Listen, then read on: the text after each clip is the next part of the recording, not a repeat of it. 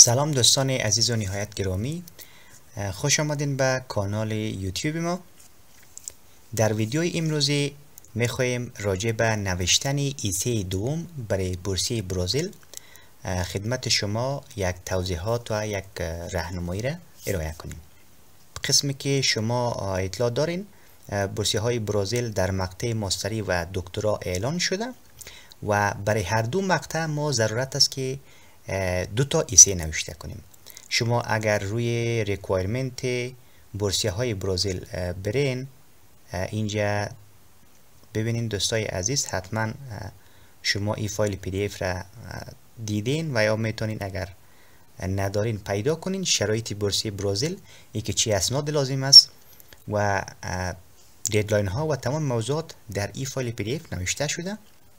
شما میتونین در گوگل این عبارت را سرچ کنین، این فایل پی دی اف براتون دانلود میشه.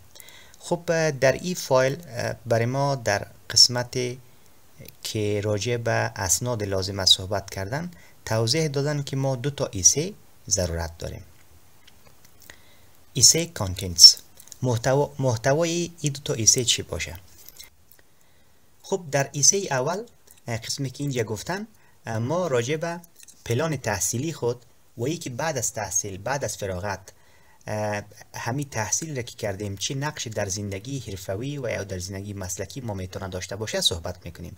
یعنی زمانی که فارغ میشیم برمیگردیم به کشور خود، همه رشته تحصیلی ما چطور میتونیم از این رشته در کشور خود استفاده کنیم، که این ایسه دقیقا همو موتیویشن لیتر میشه که ما همراهش آشنایی داریم. چیزی که برای ما تا جای ناآشنا و مبهم است، ایسه دوم است. اینجا گفتن برای ماستری و برای دکترا ما باید یک ایسه نوشته کنیم که حدود 4000 کلمه داشته باشه و موضوعات را که داخلش پوشش داده میشه باید این تو یک موضوعات باشه، که این دقیقا همون ریسرچ پروپوزال است. ریسرچ پروپوزال معمولا برای کسایی که برای پی اچ دی اپلای میکنن ضرورت است، ولی برای بعضی کشورها برای برنامه ماستری خود هم ریسرچ پروپوزال میخواین. مثلا کشور چین بورسیه های برزیل که فعلا اعلان شده، بورسیه های ترکیه هم ریسرچ پروپوزال برای مقطع ماستری از متقاضی ها میخواین. خب این محتویات باید در ایسه دوم ما پوشش داده شود که ما این را بیرون نویس کردیم در ای فایل. خب دوستای عزیز، در قسمت اولش از ما خواستن که justification for the selection، دلایل ما از انتخاب این موضوع ریسرچ چی هست. خب به این معنا که why you have chosen this topic، چرا همین موضوع ریسرچ را شما انتخاب کردین. به خاطر حل این سوال ما باید مقالات قبلی را review the literature and articles to find your interested topic. ما باید مقالات قبلی را که نشر شده، نوشته شده راجع به یک تاپیکی که در ذهن داریم بخوانیم و یک عنوان مشخص را برای ریسرچ خود انتخاب کنیم. درست است؟ یعنی ما در ذهن خود یک تاپیک، یک عنوان را داریم، در همون عنوان را در مقالات قبلی جستجو میکنیم، در وبسایت هایی که این ژورنال ها را در خود شامل داره جستجو میکنیم و یک عنوان مشخص تر را باز انتخاب میکنیم. درست است؟ در قسمت دوم Central Theme and Research Problem، ما موضوع اصلی ریسرچ را باید در قسمت دوم گفتن که شامل ایسه ما باشه. یعنی در ایسه راجع به ریسرچ پرابلم گپ بزنیم که کدام پرابلم این ریسرچ ما میتونه بهش رسیدگی کنه و حل کنه. ما چی کار میکنیم؟ زمان while doing the literature review you need to find the gaps and existing challenges. زمانی که ما مقالات علمی قبلی را میخوانیم، یک خلا، یک چیزی که در اون مقالات راجع به همین موضوع پرداخته نشده، این تو یک چیزی را باید پیدا کنیم. یعنی مثلا راجع به همین تاپیکی که انتخاب کردیم حدود 50 تا مقاله را مرور میکنیم، میبینیم که در همهشان یک چیزی وجود داره که ناگفته مانده. در قسمت سوم literature review، اگرچه در قسمت اول و دوم هم literature review نقش داره، ولی باید ما در ایسه خود نوشته کنیم که کدام مقالات را ما خواندیم، از کدام مقالات الهام گرفتیم، نمونه برداری کردیم و یا کدام مقالات ما قبلا خواندیم که مشابهش را و یا ادامه کار اونا را ما در ریسرچ خود میخواییم انجام بدیم. Write which articles you have studied and their commonality and conclusion. اونا تمامشان چی نقاط اشتراک داشتن و چی نتایج گرفتن و ما چی نتایج میخواییم در این ریسرچ خود بگیریم. یعنی تمام مقالات را که خواندیم، البته تمامش نمیتونیم، یک تعدادش را لیست میکنیم، در سمری هایش خلاصهش نوشته میکنیم و در آخر رفرنسش هم نوشته میکنیم در ایسه خود. methodological process.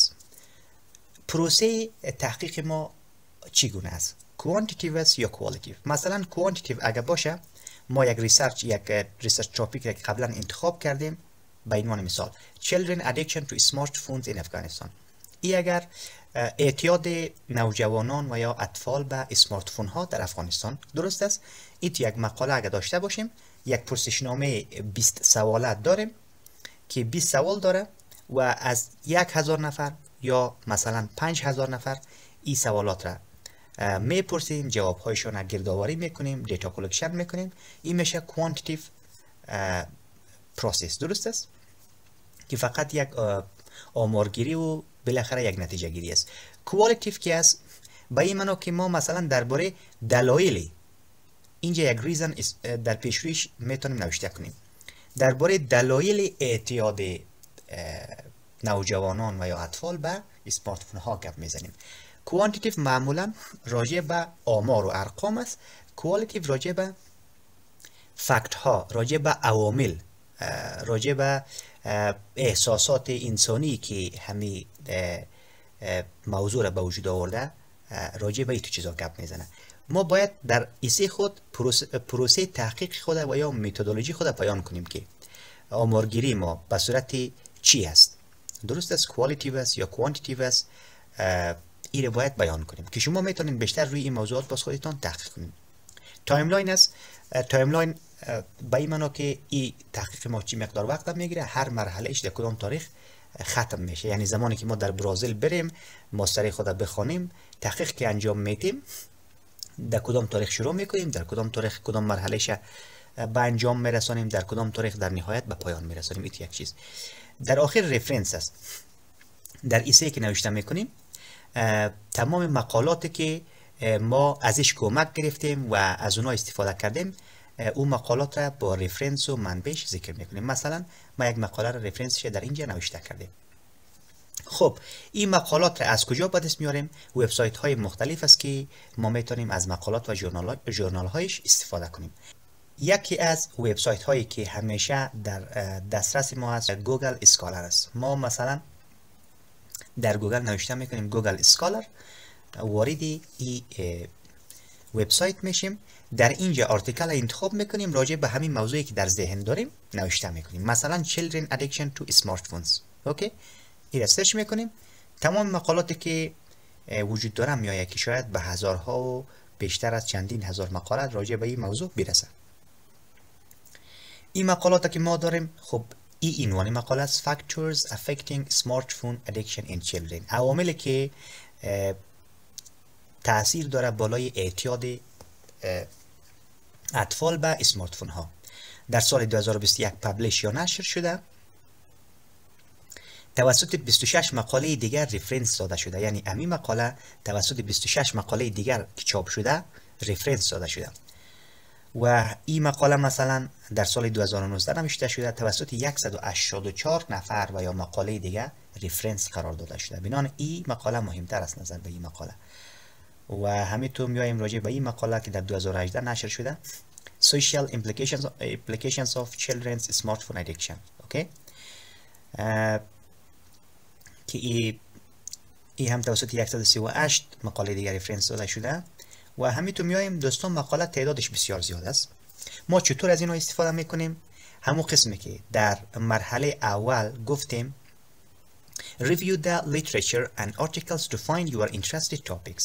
درست است که ما مثلا یک انتخاب اولیه کردیم Children Addiction to Smartphones، ولی بعد از اینکه مثلا 20 یا 30 تا از اینا را مرور کردیم میتونیم که تاپیک خود خاصتر بسازیم. یعنی نوشته کنیم که children addiction to smartphones in developing countries. مثلا developing کشورهای رو به انکشاف، یا در کشورهای مثلا آسیای میانه، ایت یک چیز، یا در افغانستان.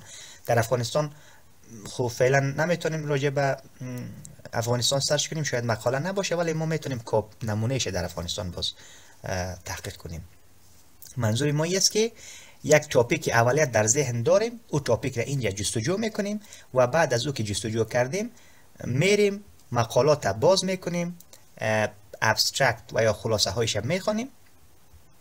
اگر مورد دلچسپی و علاقمندی ما بود باز تمام مقاله را میخوانیم، میریم روی مقاله بعدی. این مقالات که خواندیم دوستای عزیز، بعد از اون متوجه میشیم که تمامشان، البته مقالات مشابه را باید بخونیم دیگه، مثلا 30 تا یا 40 تا مقالات مشابه را میخوانیم، بعدش عنوان خود به صورت مشخصتر انتخاب میکنیم. درست است؟ تاپیک خود به صورت مشخصتر انتخاب میکنیم و بعدش میایم روی central theme and research problem. در این قسمی که گفتیم همو موضوعاتی که در رابطه با این موضوع زیاد بهش پرداخته نشده و حل نشده باقی مانده، ما همون موضوع را از لابلای این مقالات چی میکنیم؟ پیدا میکنیم. شما قطعا اگر مقالات را بخوانین باز متوجه میشین که مثلا بعضی موضوعات هست که هنوزم رویش کار میشه، هنوزم محققین رویش کار میکنن، اینا در داخل مقالات نوشته شده. شما هم باز همون موضوع را رویش میتونین که تحقیق کنین تا نتایج بهتر بگیرین. درست است؟ و یا ای که مثلا children addiction to smartphone in بنگلادش، ایت یک چیز تحقیق شده، شما میخواین همین موضوع را در افغانستان تحقیق کنین، بنان ریسرچ پرابلمتون دقیقا اینمیت یک چیز میشه، اینمی ریسرچ پرابلمتون است. و بعدش میایم روی لیتریچر ریویو. در لیتریچر ریویو شما چی را میگنجانین در ایسه خود لیتریچر را که خواندین و نقش داشته در ریسرچ فعلی شما ایره با رفرنس و با منبعش ذکر میکنین. درست است؟ مثلا اینجا اگرچه یک نمونه دارم، خب بهتر است که از اینجا استفاده کنیم. درست است؟ میایم روی مقاله، مثلا ما یک مقاله را خواندیم و همین مقاله بوده که یک نقش عمده را راجع به ریسرچ فعلی ما داشته. درست است؟ این مقاله چی کار میکنیم؟ خلاصه این مقاله را یا چکیدهش در یک 7-8 خط به قلم خود و به الفاظ خود، یعنی کپی پیست نمی کنیم، به الفاظ خود خلاصه چه نوشته می کنیم. خب یک دفعه دوستا ببخشین که من از چی بیرون شوم. درست است؟ خلاصه چه به الفاظ خود نوشته می کنین و بعدش میاین رفرنس میدین. در اینجا مثلا رفرنس دوممون. درست است؟ رفرنس که نوشته میکنین، اول نام اونایی که مقاله را نوشته کرده، توسط کی نوشته شده؟ توسط اینی آدم نوشته شده، اندونزیا، و ایمیلش است. این را نوشته میکنین. درست است؟ و بعدش یک علامه اشاره را میتین. اینجا شما عنوان مقاله را نوشته میکنین. خب این عنوان مقاله میشه، اینجا تکمیل میشه عنوان مقاله یا آرتیکل ما، و در آخر همو سریال نمبره که در جایی که چاپ شده این مقاله، یک چیز اینا را باز در آخر شما اینجا میگنجانید. درست است؟ این میشه رفرنس ما. بنان در کل این تو یک شیوه را ما باید به خاطر نوشتن ایسه و یا ریسرچ پروپوزال به کار ببریم. اگر چینل ما براتون مفید تمام میشه، ویدیوهای ما براتون مفید است، میتونین چینل ما را سابسکرایب کنین. وقتتون خوش، خدا نگهدار.